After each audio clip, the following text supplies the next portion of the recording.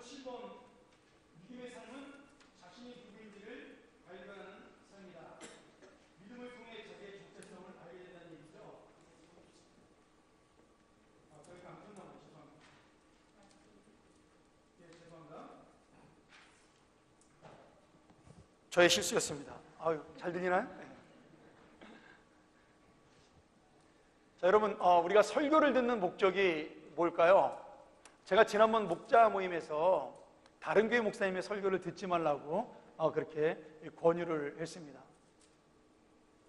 왜요? 질투가 나서요? 물론 저보다 목사님들이 설교를 잘하는 분들이 진짜 많습니다. 가끔 제가 저는 듣죠. 저는 들어도 됩니다. 들으면 어떻게 저런 말씀을 할 수 있을 거라고, 또 목소리는 또 얼마나 그렇게도 좋은지 모르겠어요. 그냥 이 뿔이 넘어가는 것처럼 그냥 이 짜르르한 기름기 있는 목소리. 저는 사실 70년대 목회를 했어요. 성공하는 목소리인데 이거 부흥사 목소리잖아요. 이거 깔깔해가지고. 그랬으면 그때 내가 주님이여 주님이여 그랬으면 출세하는 건데 너무 목회를 늦게 해가지고 제가 지금 세련된 목소리가 이걸 이제 촌스러운 목소리라고 사람들이 이렇게 부르죠. 근데 여러분, 설교가 우리가 듣는 목적을 잘 알아야만 제가 그 설교를 듣지 말라 그런, 남의 교회 설교를 듣지 말라 하는 이유를 알 수가 있어요. 여러분, 설교에는 두 가지의 큰 의미가 있습니다. 오늘 이 7번에 나타난 자기 정체성의 문제, 내가 누구인지를 아는 것이 그 설교 속에 담겨져 있어요. 설교에는 보통 두 가지의 의미를 가지고 반드시 설교를 합니다. 여러분, 목사님들이 그냥 막 설교하는 거 아니에요. 제가 1년 동안 설교할 걸 생각하면서 어떤 주제로 우리 교인들에게 무엇이 필요할까를 고민하면서 설교의 내용을 쭉 정리를 해나갑니다. 제가 작년 1년 한 해 동안 주제 설교라는 걸 했죠. 제목을 가지고 설교를 했습니다. 그 이유는 뭘까요? 우리 교회가 어떤 교회로 나가고 어떤 신앙으로 갈 것인가, 제 목회의 방향을 결정짓는 설교를 해야 되기 때문에 주제로 설교를 한 겁니다. 그거는 목적이 있는 설교죠. 근데 제가 올해 2월 달 들어와서 강해 설교로 설교를 바꿨습니다. 그렇죠? 그거는 뭘까요? 이제 우리 교회는 대충 제가 하는 목회를 이해할 테니까 이제는 말씀 자체를 가지고 깊이 있게 들어가는 게 중요하다는 생각이 들어서 강해 설교를 했어요. 이러나 저러나 설교는 그렇게 고민하지 않아도 여러분은 않고 들으면 은혜만 받으면 됩니다. 그 고민은 제가 하는 고민이고요. 그런데 설교를 할 때 어떤 생각을 하고 제가 설교를 하냐면, 다른 목사님들은 잘 모르겠어요. 저는 꼭 두 가지를 염두에 두고 설교를 합니다. 하나는 그 설교 속에서 하나님이 나에게 누구인가를 저는 항상 고민을 합니다. 그 하나님이 누구인가. 그리고 두 번째는 그러면 나는 하나님 앞에 어떤 존재인가에 대한 이 두 가지를 가지고 제가 원고를 작성할 때 항상 염두에 두고 앞뒤로 작성을 합니다. 혹시 제 설교 원고를 적는 분들이 있다면 잘 읽어보셔요. 그 설교 원고마다 반드시 하나님이 어떤 분이냐는 설명과 나는 그럼 그 하나님 앞에 어떤 사람인가에 대한 설명으로 제가 항상 결론을 맺습니다. 그 이유는 뭐냐면, 그 설교 속에서 우리가 설교 들을 때 첫 번째 조건은 뭐냐면, 내가 죄인됨을 깨달아 그 말씀 속에 하나님의 은혜를 담아야 되는 겁니다. 내 힘과 능력으로 살 수 없는, 그것이야말로 자기의 정체, 다시 말하면 내가 죄인됨을 깨닫는 거죠. 그래서 그 설교를 듣고 첫 번째는 두려운 마음이 있어야 됩니다. 어떤 두려운 마음이요? 내가 말씀대로 살기를 원하나 그 말씀대로 살지 못하는 연약함과 안타까움에 대한 두려움이죠. 저도 똑같은 두려움을 가지고 설교합니다. 이 말씀이 너무나 귀한 말씀이지만 이 말씀대로 살고 싶으나 이 말씀대로 살지 못하면서도 전해야 되는 두려움, 전하면서 살지 못하는 안타까움, 이 두 가지가 항상 제 안에 공존하고 있는 거죠. 여러분도 말씀을 들을 때 이 설교의 말씀대로 살기 위해서 그 설교를 들어야 됩니다. 두 번째는 이 설교 속에는 나를 사랑하는 하나님의 음성이 담겨져 있어요. 너는 내 아들이고 너는 내 딸이고 오로지 나만이 너를 사랑하고 나만이 너를 보호한다. 너는 어디에 있든지 내가 분명한 너의 하나님이라는 사실을 알려주는 것이다. 이것이 바로 설교의 핵심 중에 하나입니다. 그러니까 여러분, 좀 이렇게 말이 어눌하고 좀 잘 못하고 목소리 좀 안 좋고 그리고 내용이 좀 딱딱하고 재미가 없어도 이 두 가지가 잘 들어간 설교를 목사님이 하신다면 굳이 다른 교회 목사님의 설교를 들을 필요가 없다는 거죠. 그런데 다른 교회 목사님의 설교를 들을 수 있을 때가 있습니다. 도저히 우리 목사님에게 설교가 은혜가 안 돼. 여러분 그러시면 들어도 됩니다. 그래서 내가 우리 목사님의 설교를 듣고 영혼이 피폐해져. 감당이 안 돼서. 그러면 여러분 그 영혼을 살리기 위해서 다른 교회 목사님의 설교를 들어도 됩니다. 그러나 그 이외에 바른 복음이 선포되고 바른 진리의 말씀이 선포되고 여러분이 그 말씀을 은혜를 받기 위해서 지금 나와서 그 말씀을 잘 듣고 있다면 굳이 다른 교회 목사님의 설교를 듣지 않아도 괜찮습니다. 왜냐하면 들은 만큼 여러분 하나님의 말씀을 더 많이 실천하려고 애를 써야 되잖아요. 그게 얼마나 큰 부담이에요. 알면 할수록 그렇게 살려고 몸부림을 쳐야 되니까 내 마음이 얼마나 힘들겠어요. 그러니까 설교를 듣는 것으로 끝나는 것이 아니라 설교는 내가 그 말씀으로 살기 위해서 들어야 되는 그런 결단이 여기한테 있어야 되는 거죠. 그러니 여러분 설교를 들을 때마다 항상 그 고민을 하고 들으셔야 된다는 거예요. 그리고 이 설교에 힘을 받는 것, 은혜를 받는 것은 당연한 거죠. 용기를 얻는 것.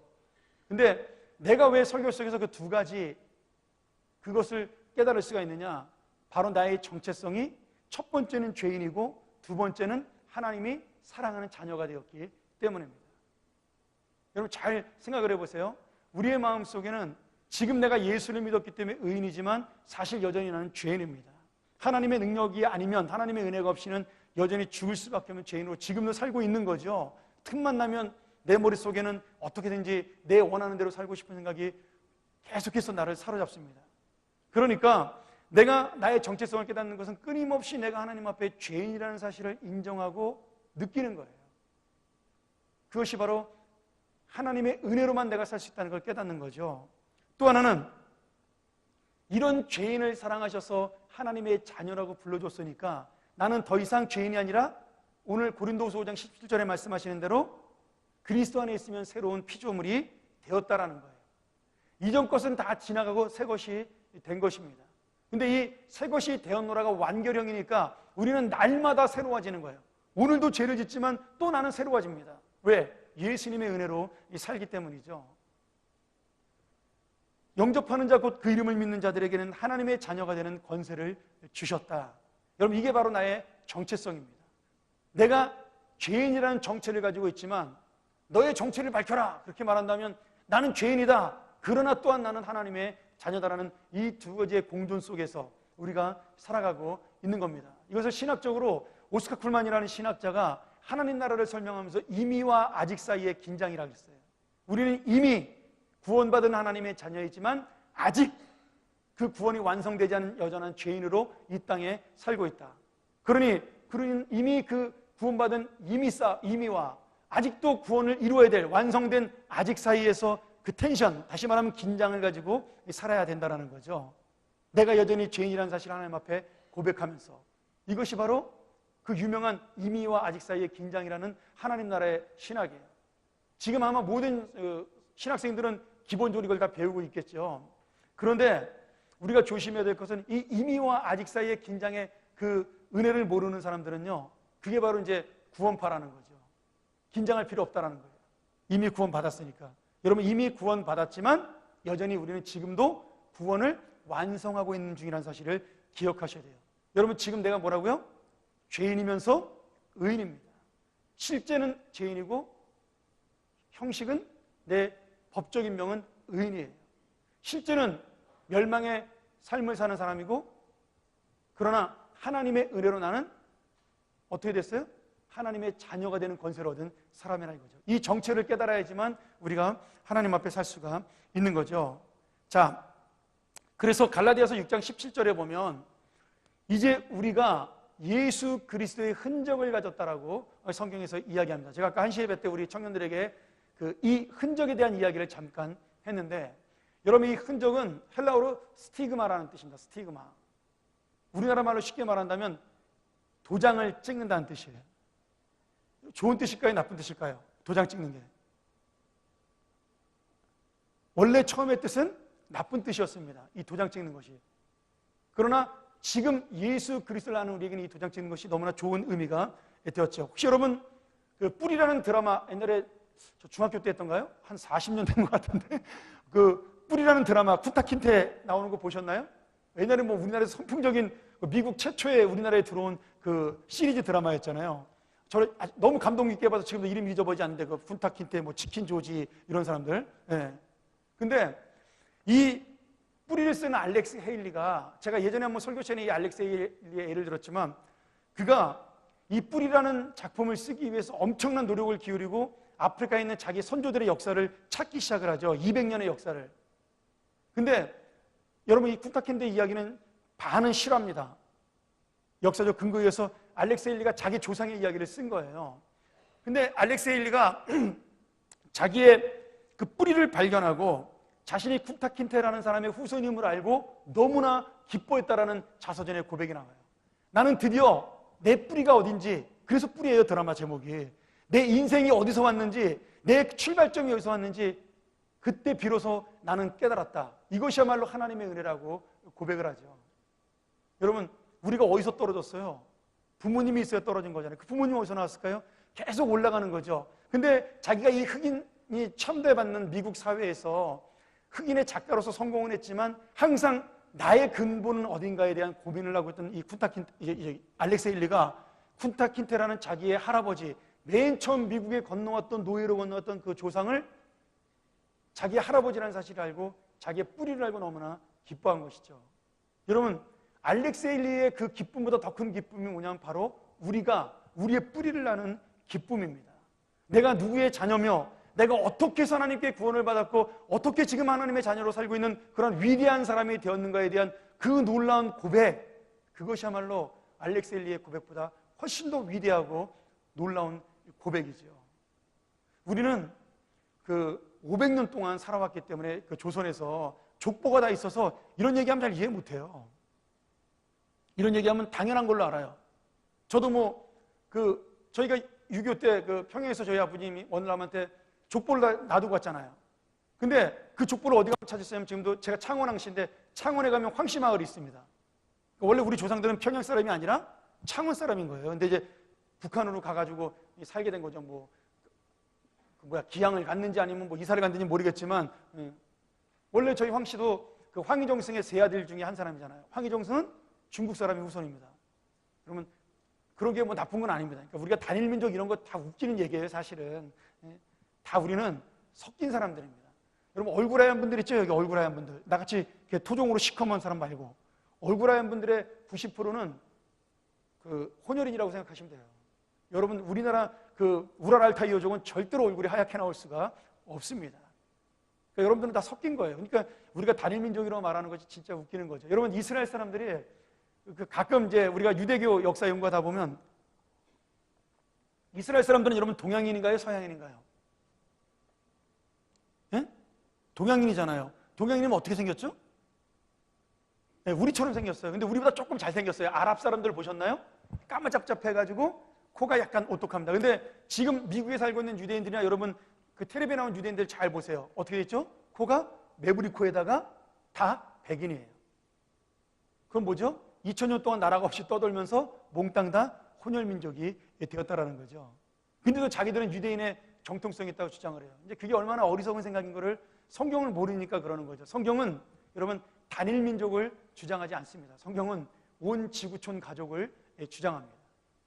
우리는 한 가족이에요. 인류는요. 아담에게서 나온.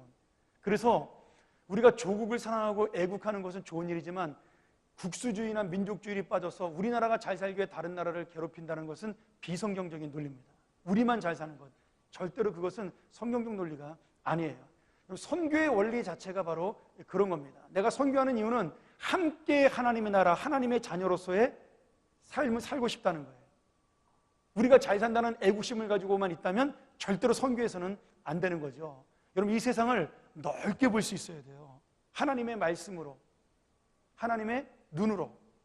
근데 우리는 너무 이 단일민족이라는 거에 대한 집착력이 강해서 이런 성경적인 이야기를 하면 굉장히 그 오해를 받기 쉽고 이해를 하지 못합니다. 근데 여러분, 우리는 단일민족도 아니지만 하나님의 말씀은 민족주의적인 말씀이 아니라 보편주의적인 말씀이에요. 그래서 우리가 사도신경을 배울 때 뭐라 그러죠? 전능하사 천지를 만드신 하나님 아버지를 내가 믿사오며, 그 다음에 쭉 나가서 거룩한 공회와 성도가 서로 교통하는 것과 이렇게 이해하잖아요. 제가 이거 끝나고 사도신경을 강의할까 지금 고민 중인데, 여러분 공회라는 말이 뭐죠? 유니버셜 처치입니다. 그거를 캐토릭 교인들은 캐토릭 교회라고 자기들 교회라고 번역을 엉터리로 하죠. 여러분 아닙니다. 유니버셜 처치는 보편적 교회입니다. 예수를 믿는 모든 사람들이 사는 그것을 우리가 교회라고 부르는 거예요. 거기는 나라라는 단어가 없어요. 유니버셜 자체가 전 세계를 말하는 거잖아요. 그러니까 우리가 예수를 믿는 사람들의 선교적 의미가 무엇인지 잘 생각을 하셔야 돼요. 어느 나라에든지 하나님의 나라는 이루어져야 되는 겁니다. 근데 참 그 민족성이라는 게 어쩔 수 없잖아요. 지난번에 그 축구 저는 안 봤는데 토요일 날 저녁에 너무 늦게 해서 2대0으로 이기다가 뭐 3대2로 졌다면서요?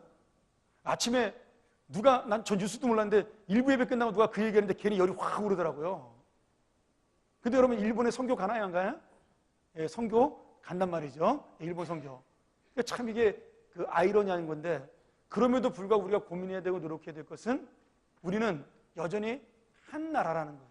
일본이든 우리든 중국이든 상관이 없어요. 예수 안에서 한 나라를 이루는 것이 하나님의 마지막 목표입니다.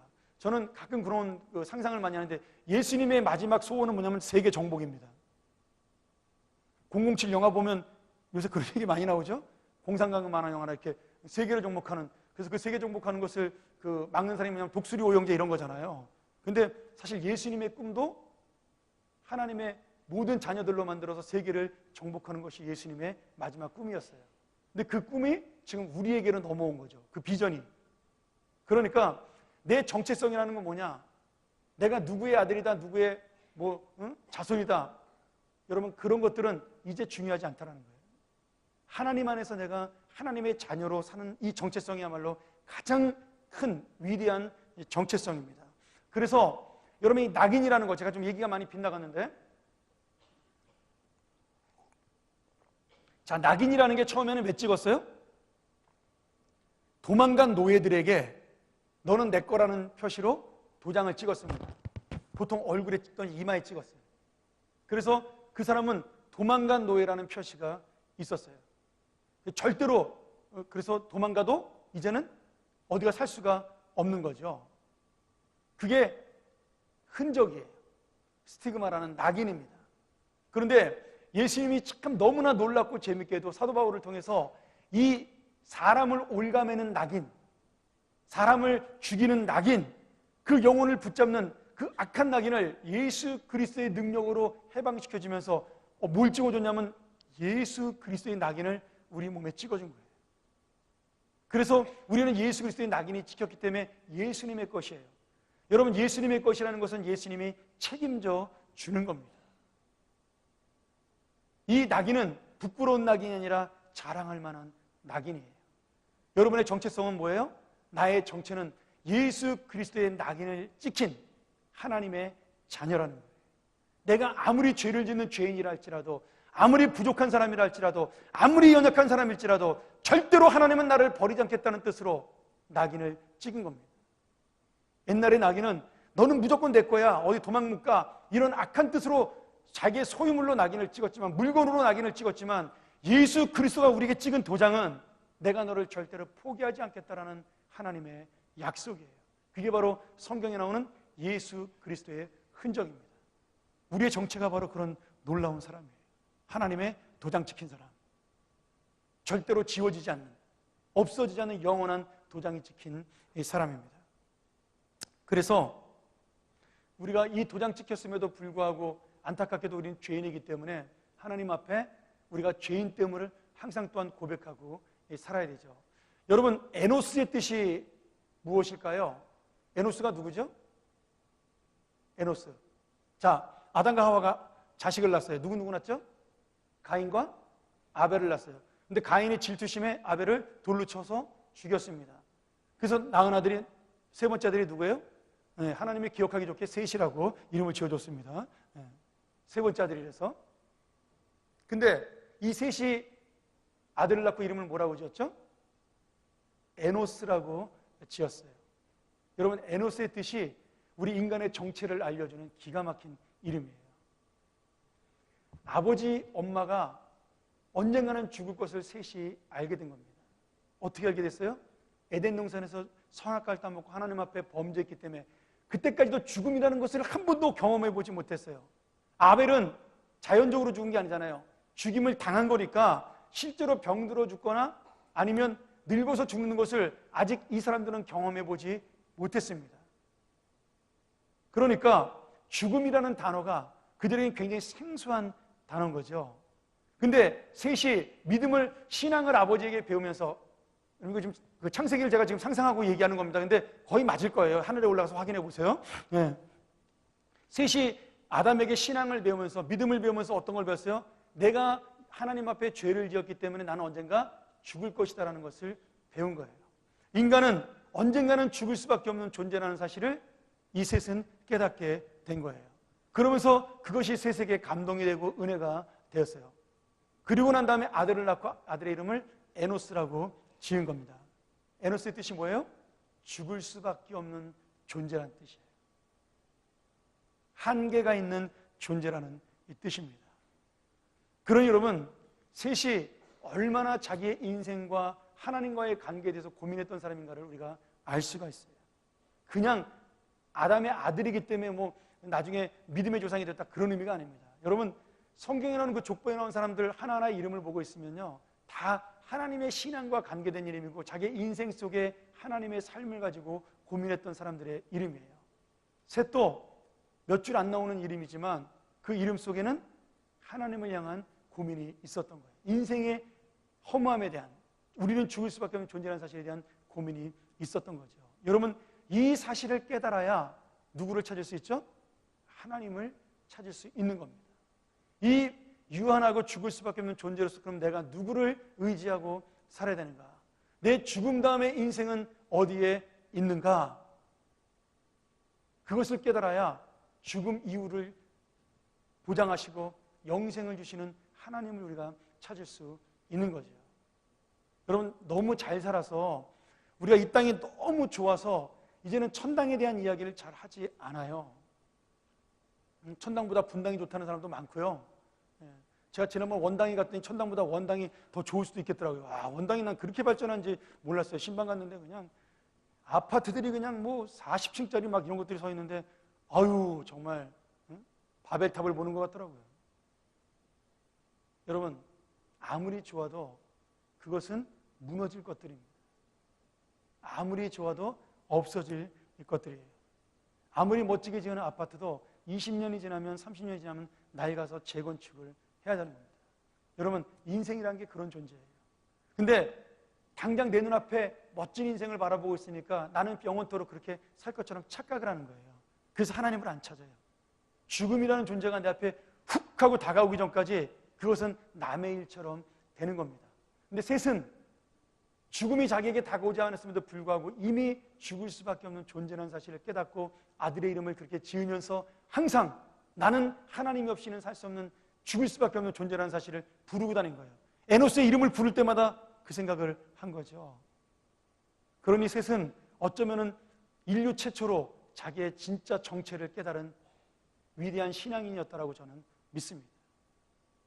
오늘 여러분, 우리가 뭐 자식의 이름을 그렇게 지을 필요는 없지만 이 에노스가 갖고 있는 뜻을 항상 생각했던 이 셋의 믿음을 우리도 갖고 있어야 한다는 거예요. 그게 바로 나의 정체이기 때문이에요. 우리가 하늘을 바라보는 것, 뭐 여기 계신 분들은 이제 연로하신 분들이 많으니까 아마 하늘을 바라보는 분들이 많이 계실 거예요. 근데 지금부터 하늘에 대해서는 고민을 더 많이 해보세요. 야, 우리 집이 아파트 너무 편하고 따뜻하고 너무 좋은데 천국이 이거보다 좋을까? 그런 고민 한번 해보세요. 요새 좋은 책도 나왔더라고요. 해븐이라는 책인데 그거 한번 읽어보시면서 고민해보세요. 제가 미국 살다 한국에 갔더니 너무 좋더라고요, 집이. 미국에 있는 집은 크기만 되게 크고 그냥 겨울에는 엄청 덥고요, 여름에는 무지하게 춥습니다. 자기들이야 뭐 돈 하나 아깝게 그냥 24시간 빵빵하게 히터 틀어놓으니까 미국 사람들은 겨울에 추운 줄 모르고 반팔 입고 다녀요, 집에서. 근데 우리는 파카 입고 다녔습니다, 겨울에. 가스 아끼려고. 근데 한국에 왔더니요, 뜨뜻하게 온도로 올라오죠. 앉아있으면 얼마나 몸이 따뜻하고 좋은지 몰라요. 여러분, 아무리 좋아도 나이가 먹으면 그 뜨뜻한 것을 느끼지 못하는 날이 오는 겁니다. 그렇죠?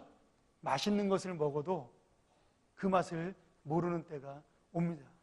아무리 좋은 옷을 입어도 그 옷이 티가 나지 않을 때가 옵니다. 근데 우리는 그런 하루살이 같은 인생인데 그거 모르고 영원히 살 것처럼 자기의 정체도 모르고 살아가는 거예요. 자, 우리 우우니까 좋으니까 한번 제가 우스운 얘기 한번 할게요. 제가 어렸을 때 몸이 되게 말랐어요. 키가 184였는데 이번에 재봤더니 182로 줄은 거예요. 아니, 나이 먹으면 뼈도 줄어드나 봐요. 근데 184였는데 제 몸무게가 그때 53kg 정도밖에 나가지 않았습니다. 그러니까 얼마나 말랐겠어요. 우리 집사람이 저보고 불쌍해서 결혼해줬다 그러더라고요. 정말 저런 인간 누가 될까 해가지고. 저는 여름에 반팔을 입은 기억이 거의 없습니다. 팔이 너무 말라, 지금도 말랐어요. 사실 팔은 배만 나왔지. 그래서 여름에도 항상 저는 긴 팔을 접어서 입고 이렇게 하고 다녔어요. 여기까지 내리고. 그리고 어두운 색깔의 옷을 입을 수가 없었습니다. 왜냐하면 얼굴 시커멓게 촌튼한 데다가 거기다가 머리는 더벅머리죠?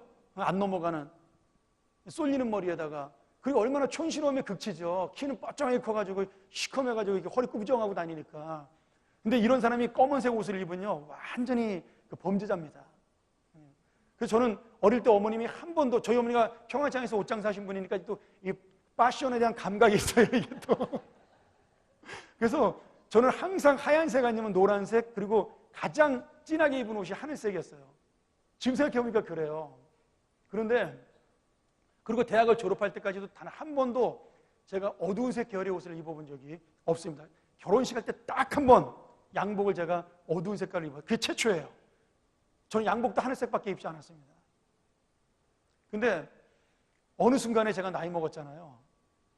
그리고 지금은 제가 양복을 입으면 제일 어울리는 색깔이 무슨 색깔일까요?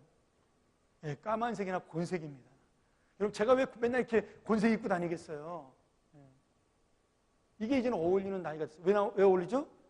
살이 올라왔습니다. 몸이 낮잖아요. 그러니까 까만색 옷을 입어도 지금은 오히려 사람이 더 괜찮아 보이는 거예요. 키가 있으니까. 이제는 까만색 옷을 입으면 늘씬해 보이잖아요. 이제는 하얀색 옷을 입으면요 사람이 철이 없어 보입니다. 이제 여러분, 옷이라는 것도 그래요. 근데 저만 그런가요? 우리 어르신들 지금 반 이상이 다 이렇게 밝은색 계열이잖아요. 그렇죠? 다 이렇게. 늙으면 왜 옷을 화려한 걸 입어야 돼요? 왜 화려한 걸 입어야 되죠? 얼굴에 태가 안 나니까, 빛이 안 나니까 옷으로 커버를 하는 겁니다. 빨간색, 노란색 이런 걸로. 근데 20대 애들은요 화장 안 해도요 얼굴에서 물광이 나요. 그렇죠? 얼마나 반짝반짝거리는지 몰라요. 우리 한길수 전사님 별명이 물광전사님인데, 우리 한길수 전사님은 얼굴만 봐도 반짝반짝거려요. 젊으니까. 그러니 여러분, 우리 인생이라는 게 어느 순간에 그렇게 다가가는데 나는 그 순간이 오기 전까지 영원히 살 것처럼 착각을 하는 거죠. 그래서 하늘의 것을 잘 고민하지 않아요. 근데 실제로 늙어서 나이가 점점 들어가도 내한테 죽음이 올 것이라고 심각하게 고민하지 않습니다. 그게 참 신기하죠? 두 가지 이유가 있는데요. 하나는 싫어서 그래. 싫어서. 죽는 게 싫어서 고민하지 않아요. 두 번째는 실감이 아직 나지 않기 때문입니다. 근데 실감이 나는 게 어느 때죠? 병원에 건강진단 받으러 갔는데 어르신 암이네요. 이래버리면 죽음에 대한 실감이 확 다가오는 거죠. 요새는 암 잘 안 죽습니다. 걱정하지 마세요. 3기가 돼도 안 죽습니다. 그래서 그렇게 되기까지, 나의 정체를 깨닫기까지 그런 시간이 지나지 않으면 절대로 깨닫지를 못해요. 근데 하나님의 말씀은 우리에게 여전하게 그렇게 이야기를 하는 겁니다. 너는 죽을 수밖에 없는 존재다. 그리고 죄로 말미암아 영원히, 그 죽음에 또 죽음, 영원히 죽을 수밖에 없는 존재다. 근데 그 영원한 죽음의 죽음을 깨뜨리신 예수님, 우리가 죽음을 세 가지로 나누잖아요. 육체적인 죽음, 그 다음에 영적인 죽음, 그 다음에 어떤 죽음 있죠? 하나님과의 관계가 끊어진 완전한 죽음, 영적인 죽음은 지옥 가는 거죠. 그리고 하나님과의 관계가 끊어진 것을 우리가 진짜 죽음이라고 이야기합니다. 그 세 가지 죽음을 일순간에 하나님이 해결하셔서 우리를 하나님의 자녀로 삼아주시고, 나는 아무 공로 없지만 예수 그리스도의 피로 구원을 받게 하셨습니다. 그렇다고 우리가 죄인이 아닌 것이 아니기 때문에, 여전히 죄인이기 때문에 나는 끊임없이 내가 죽을 수밖에 없는 존재라는 사실을 인정하고 살아야 됩니다. 여러분, 죽음을 앞에 두면 이 말씀만 하고 마치죠. 오늘 7번 했네. 네, 다음 주 8번 하면 되죠. 뭐 세월이 좀 먹나. 네. 여러분, 죽음을 내가 앞에 놓고 있으면요, 모든 것이 귀찮아집니다. 그렇죠? 한 달 뒤에 죽는다고 한번 생각해 보세요. 한 달 뒤에 죽는다. 날짜가 정해졌어요. 3월 23일 날 당신은 하늘나라로 갑니다. 정확하게 정해졌어요. 그럼 여러분, 3월 23일까지 우리는 어떻게 할까요? 예, 열심히 23일까지 내가 못한 일 다 하고 사람 만나고 막 그럴까요? 여러분, 그런 사람 100명 중에 1명도 안 됩니다. 3월 23일까지 아이고 큰일 났다 그러고 누워서 죽음만 기다립니다. 근데 어차피 우리는 3월 23일이 아니겠지만 언젠가는 죽어요. 근데 아닌 것처럼 착각을 하고 사는 거죠. 우리가 이 사실을 깨달아야 진정한 하나님의 자녀로서의 삶을 고민할 수가 있는 겁니다. 이 삶을 알아야 하나님을 두려워할 수가 있는 겁니다. 저는 목회하면서 제일 무서운 게 하나님이 무서워요. 두려워요. 교회가 잘 돼도 하나님이 두렵고요, 안 되면 더 무서워요. 잘 되면 내가 잘나서 그런가 봐, 나도 모르게 우쭐해지는 마음 때문에 하나님한테 뚫겨 맞을까 봐 항상 겁이 나고요. 어떨 때는요, 제가 대충 하는데도 잘 될 때가 있어요. 하나님의 은혜로. 바빠가지고 설교 준비 열심히 하는데 그날 은혜가 더 많아. 교인들이 막 더 그냥 기도를 뜨겁게, 그러면요 겁이 덜컥 나는 거예요. 아, 이러다 죽을 수도 있겠다. 도구로 쓰임받다가 죽을 수도 있겠다. 그 두려움이 더 저를 사로잡습니다. 근데 그 두려움, 하나님에 대한 끝없는 그 두려움이 나로 하여금 하나님의 뜻대로 살려는 열심을 내게 하는 거죠. 하나님을 붙잡게 하는 거죠.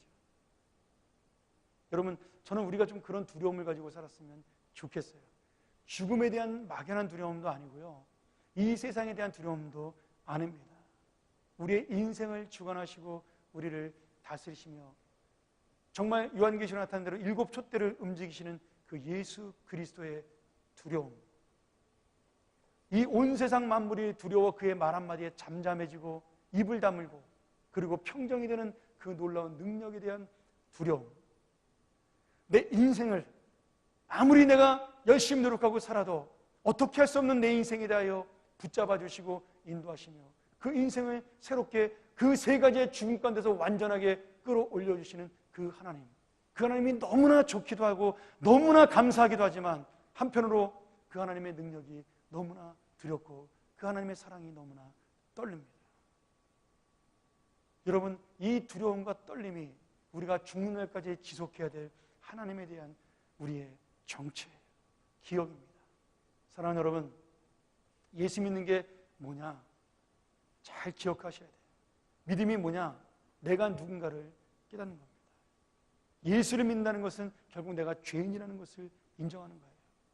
우리가 이 하나님의 이 좋은 두려움, 그 귀한 두려움, 그 하나님을 무서워하는 인생이 없이는 여러분 절대로 여러분의 미래를 준비할 수 없고 여러분의 영생을 준비할 수가 없습니다. 그래서 우리는 그 이미와 아직 사이의 긴장, 그 두려움 속에서 날마다 살아가는 우리 귀한 주님의 성도들이 되기를 주의 이름으로 간절히 축원합니다. 우리 한번 같이 통성으로 기도할까요? 이 말씀 기억하면서 기도하기를 원합니다.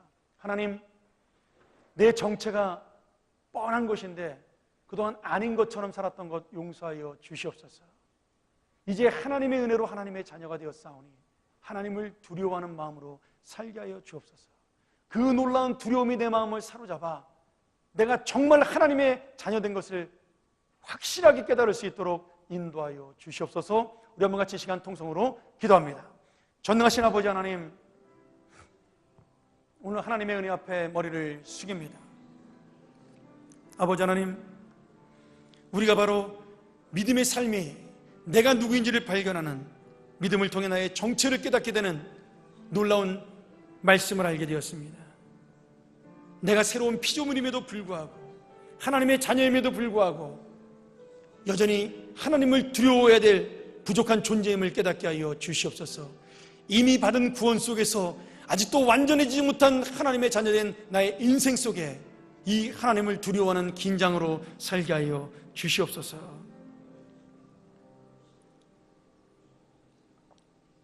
하나님 아버지, 감사합니다. 오늘 우리가 이 귀한 말씀을 통하여 새처럼 에노스라는 사실을 깨달을 수 있도록 인도하여 주시옵소서. 죽을 수밖에 없는 존재, 하나님을 두려워하지 않고서는 하루도 살아갈 수 없는 존재임을 우리가 인정하고, 그 두려움 속의 평화, 그 두려움 속의 기쁨, 그 두려움 속의 자유, 그 두려움 속의 영광을 갖게 하여 주시옵소서. 지금은 우리 주 예수 그리스도의 은혜와 하나님의 크고 놀라우신 사랑과 우리 가운데 함께 하셔서 역사하시는 성령님의 감동감화 교통하심이 오늘 사랑하는 주님의 자녀들 머리 위에와 이미와 아직 사이의 긴장 속에 하나님의 두려움을 갖고 살아가길 원하는 우리 주님의 자녀들과 사랑하는 교회 위에 지금부터 영원토록 함께 있을지어다. 아멘.